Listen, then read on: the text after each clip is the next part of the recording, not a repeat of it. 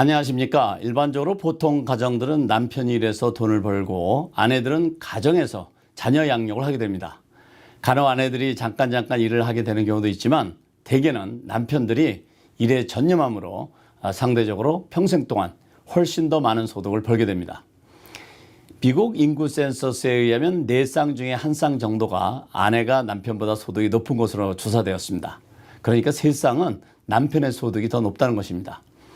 이렇다 보니 자녀 양육에 많은 시간을 보낸 대부분의 여성들은 사회보장연금에 대한 크레딧이 남편보다 작을 수밖에 없습니다.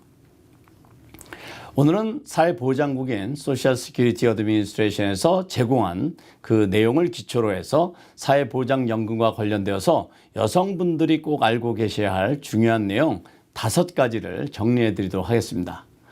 오늘 내용은 여성을 중심으로 한 내용이지만 혹시 남자분들께서는 남편 입장은 어떻게 되는지 궁금해 하실 수도 있습니다. 제가 지금부터 설명드리는 내용에서 여성을 남자 입장으로 이렇게 대체하셔서 이해하시면 되겠습니다. 첫째는 사회보장연금 자격과 계산기간에 대한 이해입니다. 미국에서 10년 이상 일해서 1년에 4크레딧씩 적립해서 40크레딧을 적립하게 되면 일단 미국의 사회보장연금 시스템에 들어가신다는 것은 잘 이해하시고 계실 겁니다. 이런 자격을 갖추었다면 62세가 되면 결혼을 했던 안 했던 남편이 소셜연금을 받던 안 받던 관계없이 자신 스스로 사회보장연금 혜택을 받을 자격을 갖게 되십니다. 그리고 소셜연금 계산은 남편의 소셜연금 계산하는 방법과 같은 방법으로 차별 없이 계산이 됩니다. 소셜연금 계산은 지난 35년 동안 월평균 소득으로 계산하게 되는데요. 만약 일한 기간이 35년이 안 된다면 사회보장연금 계산에서 일하지 않은 해는 제로로 계산이 됩니다. 만약 사회보장연금 수령 나이인 62세 전에 장애인이 되었을 경우에는 지난 최근 10년 동안 최소 5년 이상 일해서 소셜 시큐리티 텍스를 납부했다면 소셜 시큐리티 디서빌리티 베네핏을 받을 수 있습니다. 두 번째는 남편과 함께 결혼 생활을 유지하고 있다는 이유로 사회보장연금 수령에 제한을 받거나 불이익은 없습니다. 만약 사회보장연금 수령 나이가 되어서 신청하게 되면 남편과 함께 각자 자신의 사회보장연금을 받게 됩니다. 일을 해온 여성은 남편의 사회보장금의 절반에 국한되지 않고 본인의 사회보장연금 전 금액을 받으실 수 있습니다. 예를 들면 여성의 사회보장연금이 월 $1,200이고 남편의 사회보장연금이 $1,400라면 부부가 합해서 월 $2,600를 받게 되는 겁니다. 세 번째는 만약에 2가지 베네핏을 받을 수 있는 자격이 있다면 둘 다 받을 수는 없고 그 중에 큰 것을 받게 됩니다. 일반적으로 여성들은 2가지 베네핏 중 선택할 수 있습니다. 자신이 일해서 쌓아놓은 베네핏 또는 남편이 쌓아놓은 베네핏의 일부를 받을 수 있습니다. 이 경우에 둘 다 받을 수는 없고 두 베네핏을 비교해서 큰 금액을 받으실 수 있습니다.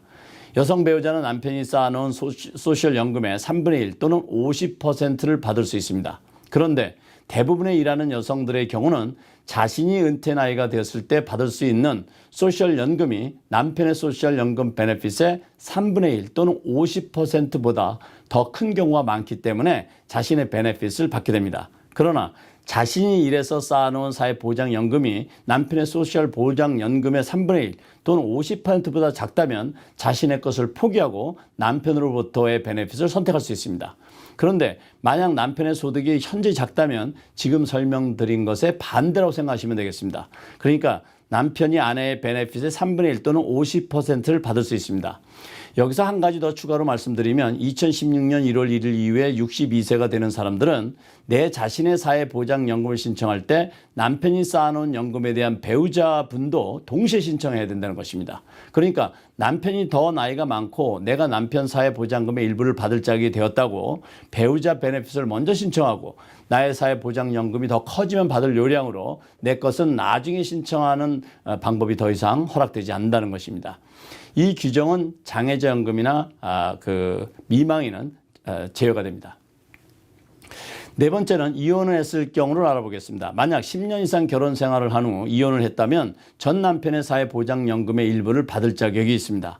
이혼한 여성이 전 남편과 최소한 10년 이상 결혼 생활을 했고 전 남편이 사회보장연금 수령 자격이 되었을 때 여전히 재혼을 하지 않았다면 전 남편의 사회보장금의 일부를 수령할 수 있습니다.